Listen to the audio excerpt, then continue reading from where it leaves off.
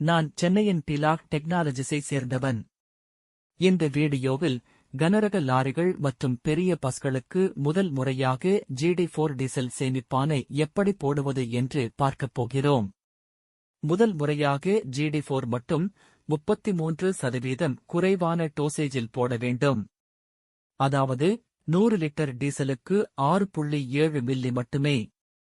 முதலில் lorry diesel டேங்கிற்குள் எவ்வளவு diesel இருக்கிறது என்பதை கணக்கிடவும் அல்லது மதிப்பிடவும். பின்னர் டேங்கிற்குள் 100 லிட்டர் டீசலுக்கு 6.7 மில்லி வீதம் GD4ஐ போடவும்.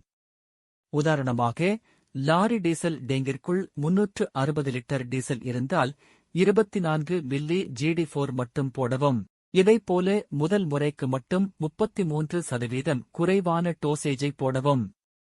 இரண்டாவது முறை முதலும், இதன் பிறகு எப்பொழுதும் இந்த வாகனத்திற்கு டீசல் நிரப்பும் பங்கிற்குள் அந்த நேரத்தில் போடப்பட்ட ஒவ்வொரு 100 லிட்டர் டீசலுக்கும் 10 மில்லி வீதம் GD4ஐ போடவும். நீங்கள் 320 லிட்டர் நிரப்பினால் 32 மில்லி GD4 போடவும். நேரடியாக டீசல் டேங்கில் போடவும். பொதுவாக GD4ஐ நிரப்பப்பட்ட ஒவ்வொரு 10 லிட்டருக்கும் 1 மில்லி வீதம் போடவும். டீசல் போட்ட உடனேயே GD4ஐ போட வேண்டும். இந்த வீடியோவை பார்த்ததற்கு நன்றி.